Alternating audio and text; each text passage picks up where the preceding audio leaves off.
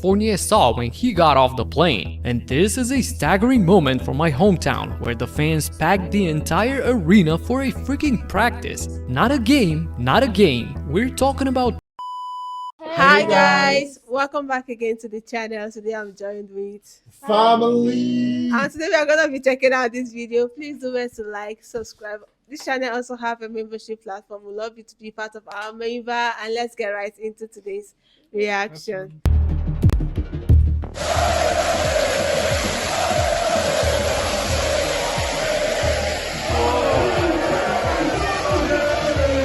This is a real hostile environment, and this is what NBA players think it is. Three near these finals. Tatum the drive, the sidestep, missed it. Right there with the help. European fans are notorious for creating nightmares. I'm sorry, they just showed that hostile environment, and they said this is what NBA fans think it is. So they're just giving a mild cheering. To opposing teams. And I mean, how would you feel if you had to get a win on the road in this atmosphere?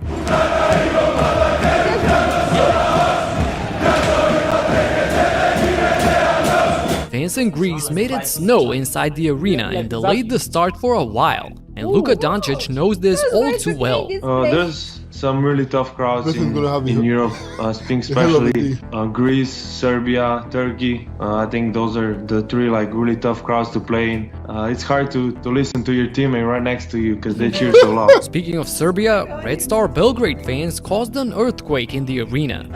But look at the atmosphere, it is literally bouncing and they're standing on that floor, it's shaking, the floor is shaking. You can feel the floor shaking, you can feel the vibrations from the floor, from the noise, from the songs, from the dancing. You know, with the way they are chanting, tension will be gripping. Oh my God. Not only the tension for the ground and everywhere to be shaking. Like, these are concrete building, and just imagine the noise, and not the noise, the chants, their body movement, the vibration entirely. That's massive. That's huge. Some fans are crazy. Yeah. And I'm one of those. I would do more. Just an amazing feeling. I mean, this is what European basketball about. I'm sorry, you don't see this kind of thing anywhere else in the world, not in a basketball arena. Huge flags being waved, flares flashing as if it's a war going on. Massive drums pounding and leading the entire crowd to sing and yell all as one. By the way, I'm making this video from experience. But actually, right, if there's a good chant behind you, right, it motivates. Oh my God. Like, you now feel like Wakanda forever. Let's take over this. You can do it. I've seen a bunch. This is in my country, Macedonia. Are those gunshots? So, having witnessed a bunch of these absolutely wild scenes himself, when Nikola Jokic was asked about the pressure while playing on the road in the NBA, he just smiled and said this. I play in Serbia, brother. I play in Serbia, so I wish you guys can feel that. Things are so crazy in Serbia that even the players themselves are joining the fans. This is stunning. Just imagine LeBron or KD doing this.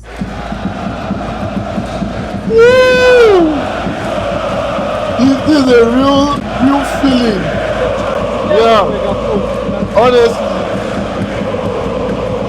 Actually, Kevin Durant witnessed the madness firsthand when he attended the Euroleague Final Four tournament. Turn the tide of this one, but time remains on the clock, and the officials are going to have to get a hold of this one. But even though, in all probability, the game was over. I'm not scared. The chant.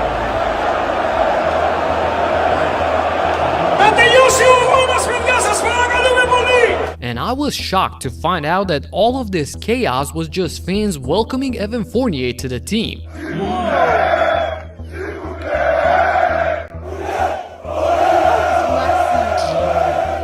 If this is how they welcome someone into the team, how would they cheer when they win? They will literally put down the sky. Yes. They completely took over the airport, and this was the first thing that Fournier saw when he got off the plane. And this is a staggering moment from my hometown, where the fans packed the entire arena for a freaking practice. Not a game, not a game. We're talking about practice. I feel like they came to practice themselves how to cheer. No, you guys are practicing. We will do our own practice cheer. Make sure you know how to go on this side. That's crazy. Like, wow. It's the love, man. No, it's evident.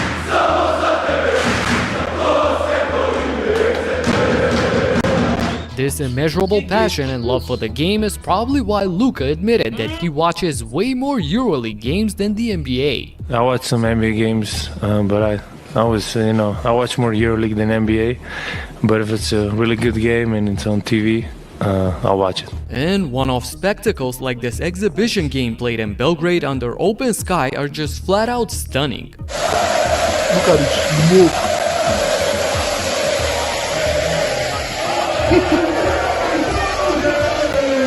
Just recently in Greece, there was a game being played at a historical venue, the stage of the first modern Olympics. So with more than 40,000 fans watching, this of course was a phenomenal sight. Speaking of that, one thing you always see in the stands for EuroLeague games are these amazing choreographies that fan groups come up with.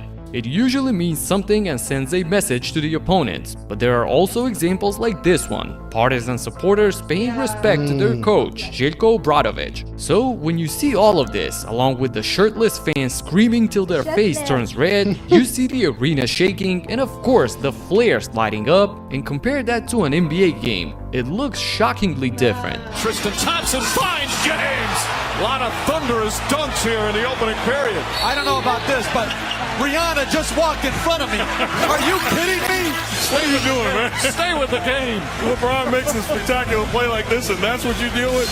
Yeah, what a play. You see the celebrities in the front. I feel like the NBA is more of celebrities coming. Yeah. It's more of the players. It's like the highlights, like who came to the game, who's highlighting the whole game.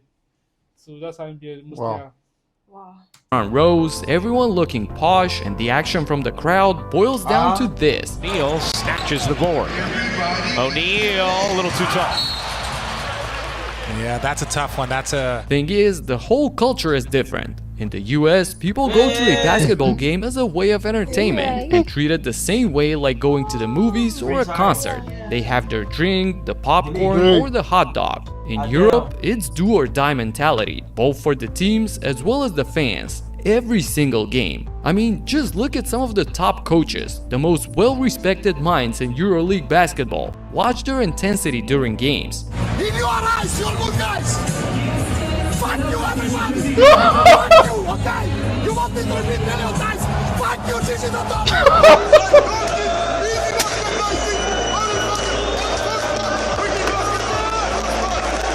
They're a quality team. What the fuck is this, man? We end the march. Go 2 steps into the passing lane. 2 steps into the passing lane. What you said? What you said? What you said, man? Shut up! What do you want, Costa? Now you ask me what to play, huh? So all the lines! You wait for me! Okay, all the lines! Any one of you! You don't have this in the NBA. One, because they just don't function like that, but two, and possibly more important, because there's no way you yell like this to the franchise superstar that's worth $200 million.